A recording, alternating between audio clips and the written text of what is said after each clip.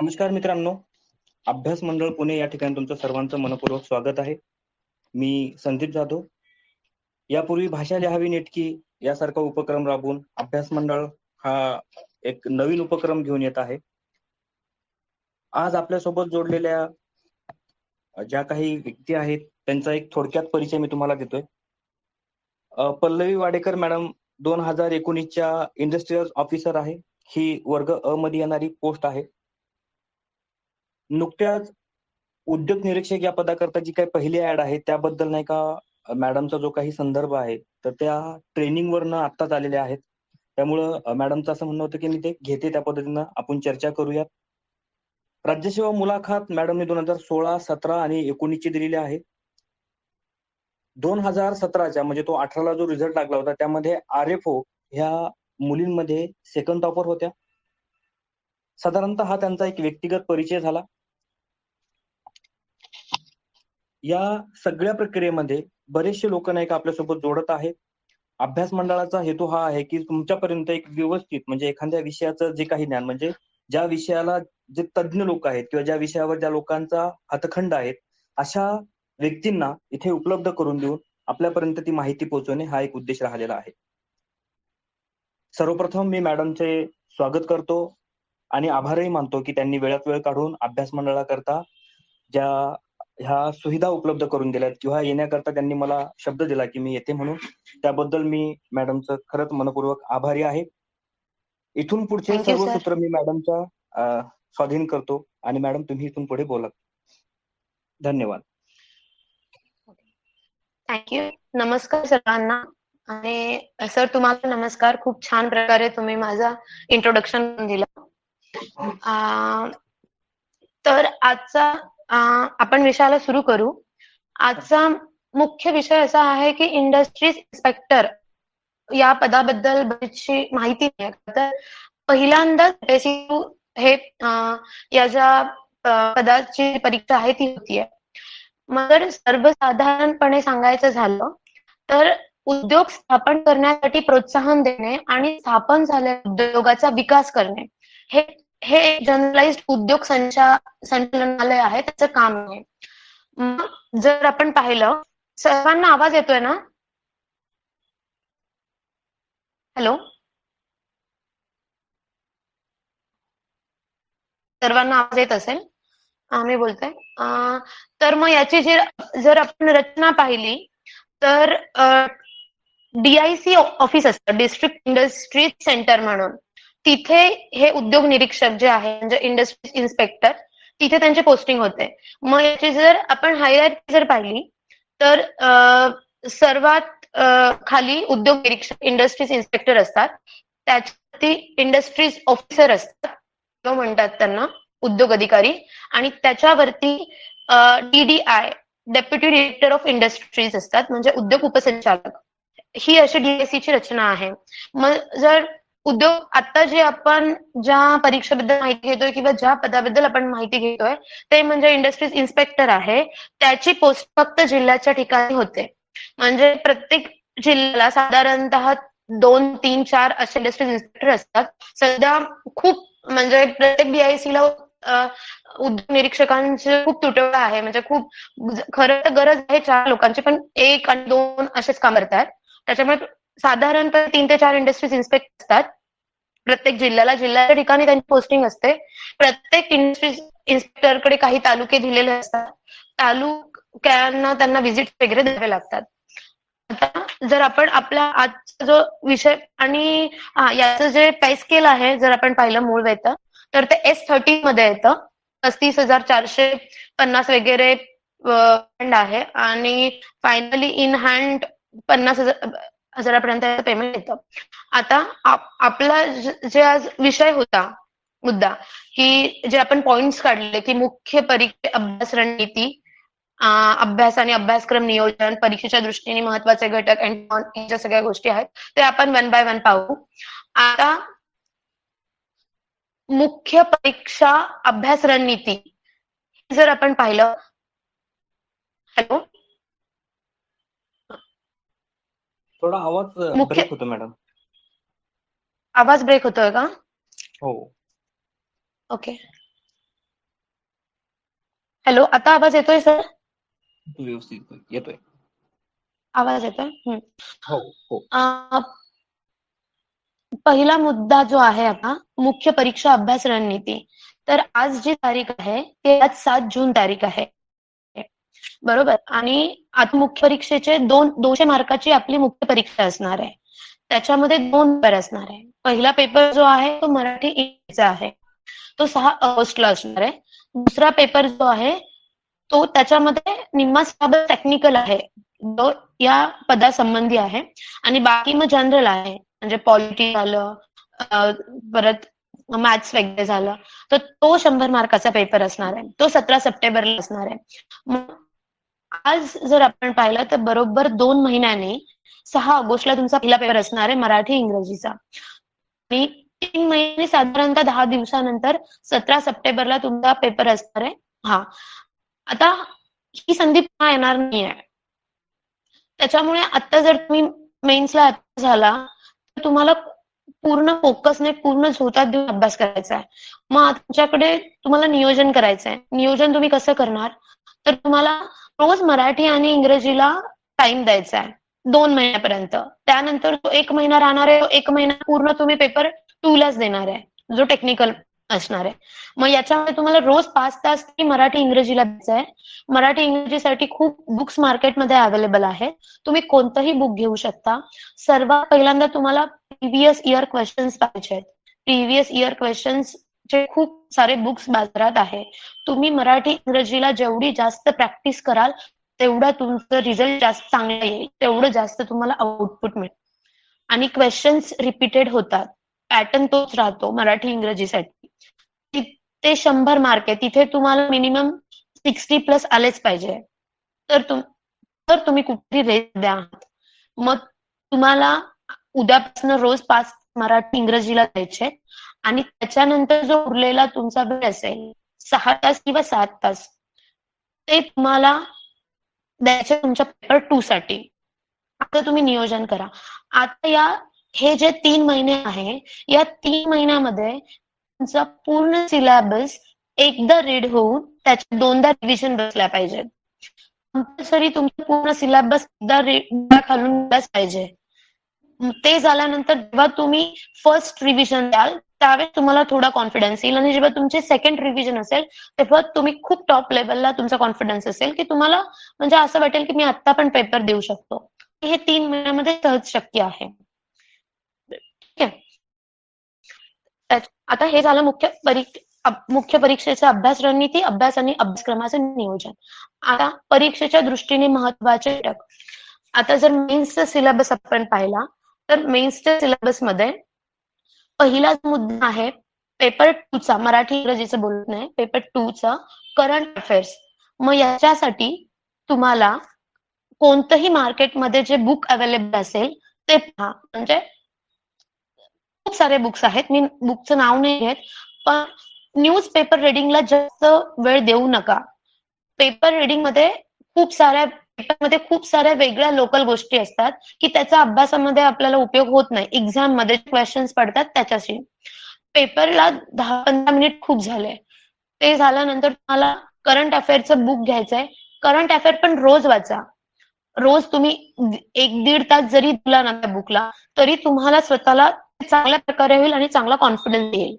त्याच्यानंतर दुसरा मुद्दा आहे बुद्धिमापन चाचणी.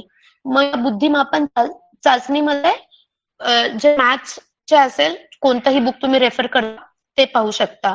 त्याच्यानंतर भारतीय राज्यघटना म्हणजे पॉलिटी, त्याच्यामध्ये जो सिलेबस दिलाय आयोगाने, सिलेबस एकदम स्पेसिफिक दिलाय. मग त्याच्यामध्ये घटना कशी तयार झाली, मागची भूमिका, हे जे सगळे पॉइंट्स आहेत ते सगळे कव्हर झाले पाहिजेत. प्लस बाकीच्या पण एक्स्ट्राच्या ज्या गोष्टी तुम्हाला इम्पॉर्टंट वाटतात त्यालाही तुम्ही कोणतंही बुक वापरू शकता. त्यानंतर माहितीचा अधिकार अधिनियम 2005 व महाराष्ट्र लोकसेवा हक्क अधिनियम 2015, हे 2 ऍक्ट्स आहेत ते तुम्हाला व्यवस्थितच करायचे आहेत. हे मेन्शन केलेत. याच्यावरती 5 तरी क्वेश्चन्स अपेक्षित आहेत 2 ऍक्ट्स वरती, प्रत्येकावरती 2-2 तरी, किंवा 4-5 क्वेश्चन्स अपेक्षित आहेत. ऍक्ट्स हे असे आहेत की हे जे ऍक्ट्स आहेत याच्यावरती तुम्हाला प्रिव्हियस क्वेश्चन इयर्स पण उपलब्ध आहेत. तुम्ही ते क्वेश्चन्स पण पाहू शकता. ऍप्स बद्दल बोलू आपण पुढे, पण तरी मी ते सांगते. संगणक व माहिती तंत्रज्ञान याच्यासाठी पण मार्केटमध्ये भरपूर बुक्स अवेलेबल आहे. तुम्ही एखादं बुक घेऊ शकता आणि प्रिव्हियस इयर क्वेश्चन पेपर्स पाहू शकता. याचे पण क्वेश्चन्स रिपीट होतात बऱ्यापैकी आणि आपण आपण जे वाचतो त्याच्यावरती विश्वास ठेवायचा. का तर जर एक्झाम मध्ये आउट ऑफ बॉक्स क्वेश्चन आला म्हणजे जे वाचण्यात नाहीये किंवा दुसराच कोणता आला तर त्यावेळेस हे डोक्यात असून द्यायचं आपल्या की आपण सेम लेवलला आहे. म्हणजे मी जर वाचलं नसेल तर म्हणजे या पुस्तकात नाहीये मी वाचलं तर दुसरं कुणी पण वाचलेलं नसणार आहे. त्यामुळे मला नाही आलं तरी दुसऱ्याला पण नाही येणार. त्यामुळे तिथे मग तुम्ही थोडं तुमचं लॉजिक वापरू शकता किंवा जरी नाही आलं स्किप केलं किंवा काही केलं तरी काही हरकत नाही. त्यांनी काही होणार नाहीये. आता सिलेबसचा पॉइंट 6 इथनं जो सुरू आपला पॉइंट सुरू होतो म्हणजे टेक्निकल 6 ते 10 म्हणजे असे 5 जे टॉपिक्स आहेत ते पूर्ण पदासंबंधी आहेत.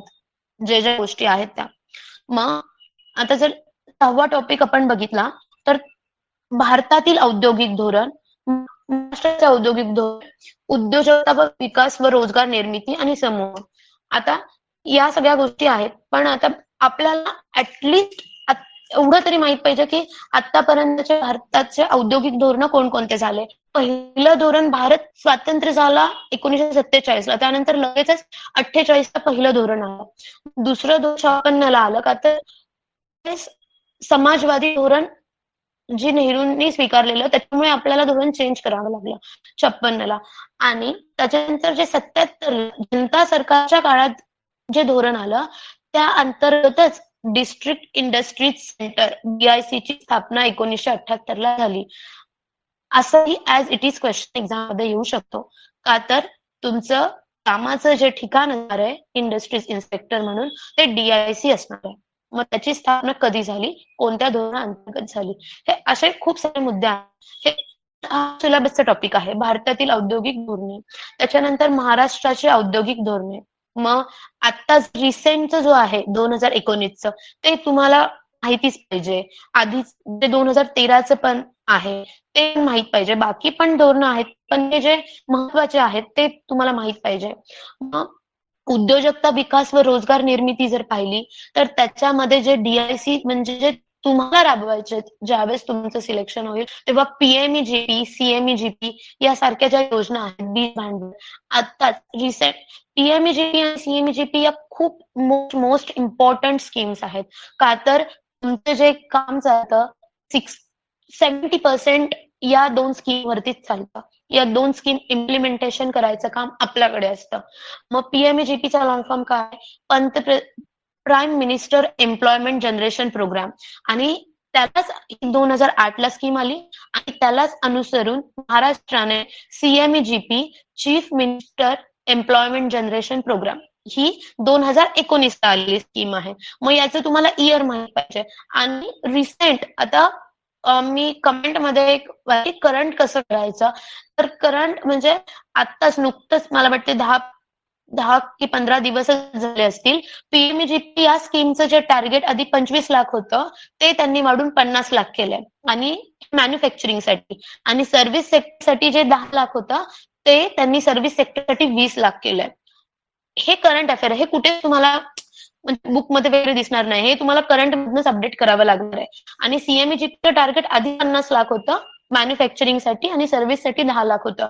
म्हणजे आता मॅन्युफॅक्चरिंगसाठी PMEGP CMEGP सेम आहे 50-50 लाख.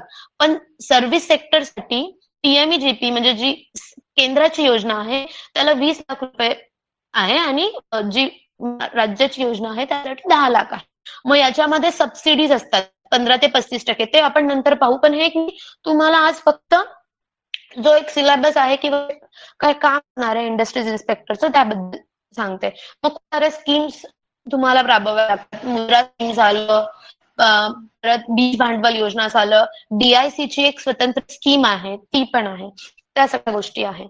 त्याच्यानंतर पुढचा जर आपण सिलेबसचा मुद्दा पाहिला तर म्हणजे बँकांचं धोरण काय असणार आहे आणि भारतीय RBIचं लघु उद्योगांसाठीचं वित्तीय धोरण काय असणार आहे त्या पण गोष्टी आता अभ्यासायच्यात.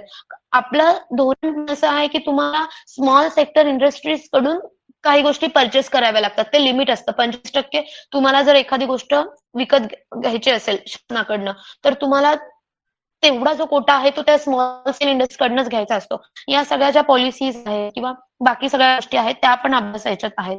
त्याच्यानंतर जे अ, कायदे आहेत म्हणजे उद्योग अधिनियम 1951, मग याच्या अंतर्गत जे औद्योगिक उपक्रमांची आपण नोंदणी करतो किंवा बाकीचे ऍक्ट झाले, एमएसएमई ऍक्ट झाला, तर एमएसएमई ऍक्ट मध्ये पण आता जे चेंजेस झाले ते पण तुम्हाला अभ्यासायचे आहेत. एमएसएमई ऍक्ट वरती पण म्हणजे very very I M question त्याच्यावरती पडणारच आहे. तो म्हणजे इन्व्हेस्टमेंटमध्ये की जो चेंज झालाय. आधी मॅन्युफॅक्चरिंग आणि सेक्टर वेगळं होतं आणि त्यानुसार त्याचे आपण स्मॉल स्केल, मीडियम स्केल असे जे हे करत होतो मायक्रो स्केल वरती, ते आता रद्द करून एक मॅन्युफॅक्चरिंग आणि सर्व्हिस सेक्टर आता एकत्र आहे आणि आता इन्व्हेस्टमेंट आणि टर्नओव्हर याच्यावरती त्याचा आपण मायक्रो, स्मॉल आणि मीडियम असं वर्गीकरण करतो. हा जो चेंज आहे तो ऍक्ट कधीचा आहे, तो ऍक्ट कधी इम्प्लिमेंट झाला, त्या ऍक्ट नुसार कोणती कमिटी स्थापन केली जाते, त्या कमिटीमध्ये कोण कोण सदस्य असतात, जर आपण त्याचं उल्लंघन केलं तर शिक्षा काय आहे, जर म्हणजे अशा खूप साऱ्या गोष्टी आहेत की त्या इम्पॉर्टंट आहेत, त्या आपल्याला अभ्यासायच्या. त्याच्यानंतर सीएसचा 8वा पॉइंट जो आहे तो आयात निर्यात धोरण आणि सीज पॉलिसी. आता जर आयात निर्यात धोरण जे आहे ते आपण इकॉनॉमिक्स मध्ये अभ्यासलेलं आहे. ते तुम्हाला सगळ्या पहिल्यापासून म्हणजे जे भारत स्वतंत्र झाल्यापासून आतापर्यंत जे जे त्याचे टप्पे आहेत विकासाचे ते सर्व आपल्याला पाहिजेत.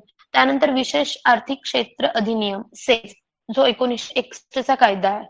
त्या 61च्या कायद्यानुसार जो आहे ते आपल्याला पाहिजे म्हणजे त्या ज्या पॉलिसीज आहेत हे खूप छान प्रकारे इकॉनॉमिक्स मध्ये आपण करतो. इथे पण ते करायचं आहे. त्याच्यावरती सेशन अपेक्षित आहे. आता पेटंट ऍक्ट 1970 आताच जर तुम्ही पेटंट वरती जर प्रश्न पाहिला तर राज्यसेवा मेन्स जी आता झाली त्याच्यावरती होता की पेटंट तुम्हाला कधी तो कालावधी कधीपासून कन्सिडर करतो. तुम्ही जेव्हा पेटंटला अप्लाय करता तेव्हापासून का जेव्हा तुम्हाला पेटंट मिळतं तेव्हापासून.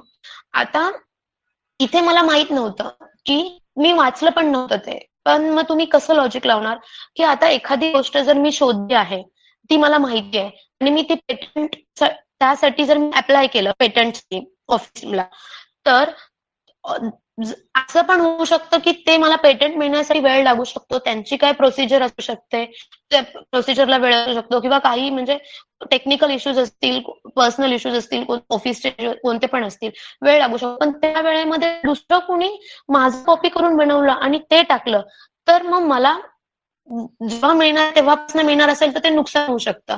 त्याच्यामुळे मी प्रोजेक्ट लावलेलं की मी शोधलं, मी जे अप्लाय करतेय पेटंटसाठी तेव्हा माझ्याकडे प्रूफ आहे. म्हणजे मग तेव्हापासून कालावधी काउंट होणार आणि उत्तर पण तेच होतं. पेटंट जेव्हा तुम्हाला ग्रांट होतं तेव्हा नाही, तर ज्यावेळेस तुम्ही पेटंटसाठी अप्लाय करता तेव्हापासून. म्हणजे हे जे लॉजिक आहे किंवा हे जे लॉजिकली तुम्ही असं विचार करून किंवा नॉर्मल हे करून पण तुम्ही करेक्ट उत्तरापर्यंत, अचूक उत्तरापर्यंत पोहोचू शकता. ऍक्ट्स मध्ये हे आपण पाहिलं. पुढचा जो जर पॉइंट पाहिला आपण नवा आजारी उद्योगांचं पुनर्वसन आणि एनसीएलटी जे आहे राष्ट्रीय कंपनी विधी अधिकरण हे हे पॉइंट पण आपल्याला डिटेलमध्ये पाहावे लागणार आहे. मग आजारी उद्योग जे लघु आणि मोठे उद्योगांचं पुनर्वसन करण्यासाठी शासनाचं काय धोरण आहे, शासन काय विचार करतं, त्याच्यासाठी जे नॅशनल कंपनी लॉ ट्रिब्युनल जे आहे एनसीएलटी ते कसं काम करतं, त्याच्यामध्ये आपण कसं अपील करू शकतो, मग त्याची कार्यपद्धती कशी आहे, या सगळ्या गोष्टी आपल्याला पाहिजेत. आणि शेवटचा जो 10वा पॉइंट आहे त्याच्यामध्ये सगळ्या ज्या आपल्या इन्स्टिट्यूट्स आहेत किंवा मंडळ आहे म्हणजे MIDC झालं, सिकॉम झालं, KVIB, KVIC, MSSIDC किंवा भांडार खरेदी धोरण हे सगळे आहे. याच्यावरती म्हणजे याच्यावरती कशावरही प्रश्न येऊ शकतो आणि हे हक्काचे मार्क आहेत. हे तुम्ही MIDC टाकायचं, त्यांची जी वेबसाईट असती त्याच्यावरती जायचं, वेबसाईट वरची जी इन्फॉर्मेशन असती पहिल्या 2 पेजमध्ये त्याच्यावरती प्रश्न येतात. आता फॉर एक्झाम्पल जर MIDCचं आपण उदाहरण घेतलं तर त्याचं ब्रीदही विचारू शकतात. तर MIDCचं ब्रीद काय आहे? उद्यमातः सत्य समृद्धी.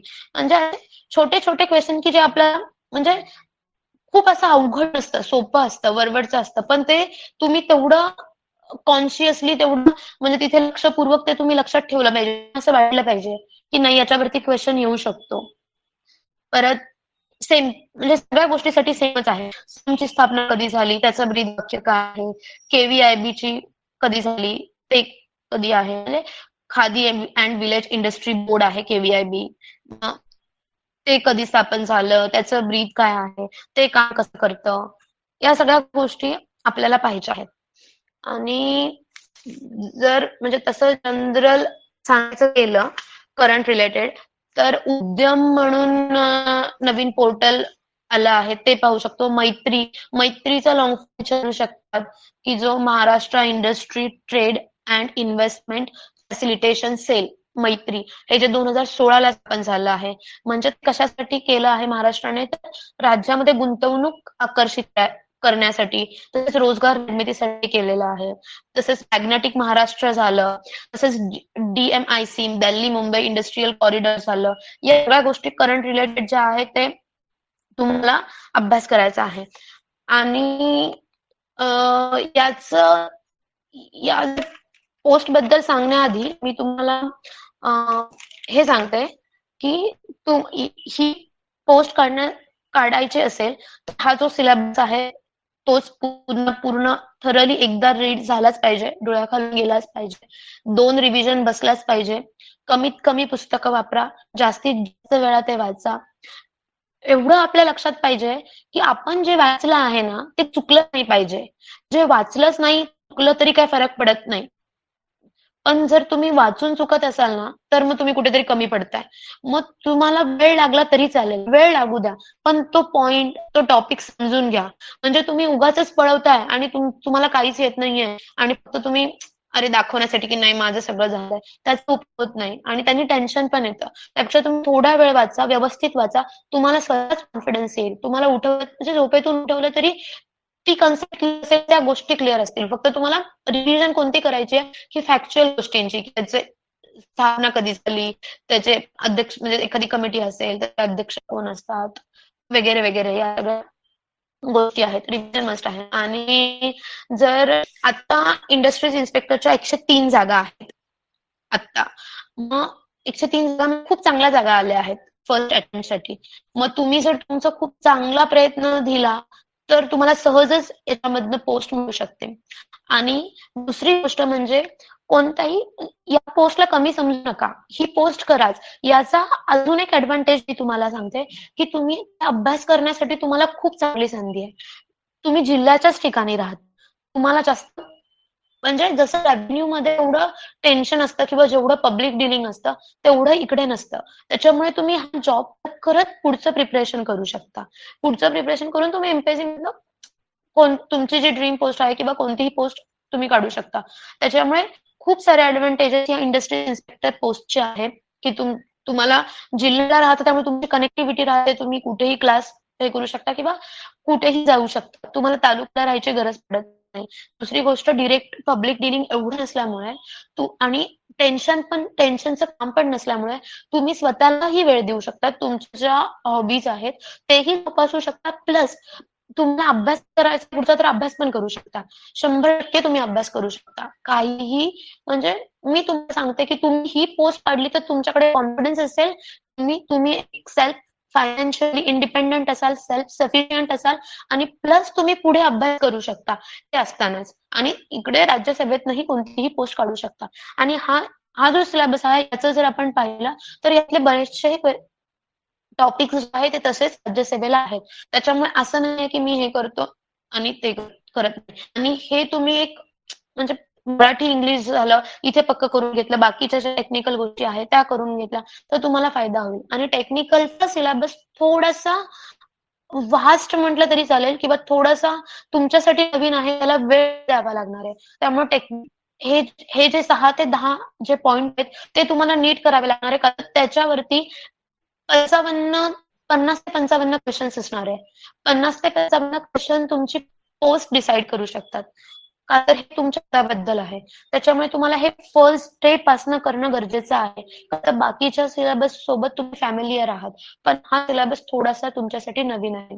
त्याच्यामुळे तुम्हाला फर्स्ट डे पासनं या गोष्टी करणं अवघड नाहीये, सोपं आहे. एकदा तुमचं रीडिंग झालं तर तुम्हाला कळेल. पण यातल्या ज्या टेक्निकॅलिटी आहे किंवा काही जे मुद्दे आहेत ते तुम्ही समजून जेव्हा घ्याल, जेव्हा तुम्हाला ते समजेल, त्यावेळेस तुम्हाला ते एक्झाममध्ये चांगल्या प्रकारे रिकॉल होईल आणि तुम्ही चांगल्या प्रकारे ते करू शकता. आणि आणि ॲक्ट्स बद्दल मी एक कमेंट पाहिलेली, की ॲक्ट्सचे महत्त्वाचे कसे करायचे पॉइंट्स. तर पहिल्यांदा जो ॲक्ट आहे तो म्हणजे मी तरी करताना प्रिपरेशन असं केलेलं, की कोणताही जो ॲक्ट आहे तो पहिल्यांदा मी वाचून घ्यायचे, समजून घ्यायचे. पहिल्या आर्टिकलपासनं. मग तुमचं सगळंच लक्षात राहत नाही. पण ज्यावेळेस तुम्ही संपूर्ण ॲक्ट एकदा वाचता, थरोली रीड करता, त्यावेळेस तुम्हाला वाचतानाच समजतं, की कोणता पॉइंट महत्त्वाचा आहे, कोणता कोणत्या पॉइंटवरती आयोग प्रश्न विचारू शकतो, असं वाचतानाच तुम्हाला एक लक्षात येतं. त्याच्यामुळे तुम्ही आधी पहिल्यांदा सगळ्यात काम ॲक्ट पूर्ण वाचून घ्यायचा, तो समजून घ्यायचा. वाचताना ज्या तुम्हाला महत्त्वाच्या गोष्टी वाटतात त्या अंडरलाईन करायच्या आणि त्याच्यानंतर आपल्याला इन जनरल माहिती आहे, की ॲक्टमध्ये काय विचारू शकतात, व्याख्या विचारू शकतात. जर कोणती शिक्षा त्यामध्ये मेन्शन असेल तर शिक्षा विचारू शकतात. अपीलीय प्राधिकरण कोणतं आहे, मग त्याबद्दलचं आर्टिकल विचारू शकतात, अपीलीय गोष्टी. त्यानंतर जर एखादी समिती असेल तर त्या समितीमध्ये सदस्य कोण-कोण असतात, त्याचे अध्यक्ष कोण असतात, त्या समितीचं कामकाज किती वेळा चालतं, म्हणजे किती वेळा समिती भरते, म्हणजे महिन्यातनं 1, वर्षातनं 3 वेळा, 4 वेळा असं काय असेल ते. प्लस जर तुम्ही एम-एस-एम-ई ॲक्ट 2006चा पाहिला, तर त्याच्यामध्ये जे उद्योगांचं वर्गीकरण केलं आहे गुंतवणुकीनुसार, ते कोणत्या आर्टिकलमध्ये आहे. म्हणजे ओव्हरऑल मी तुम्हाला सांगते, की या आणि अजून बऱ्याचशा अशा गोष्टी आहेत, की या तुम्हाला वाचताना किंवा माहीत पाहिजे. तुम्ही वाचताना तुम्हाला आलं पाहिजे लक्षात, की बाबा नाही, हे असं अ, याच्यावरती प्रश्न विचारू शकतात. लगेच अंडरलाईन, लगेच ते लिहून ठेवणं, या सगळ्या गोष्टी झाल्या पाहिजे.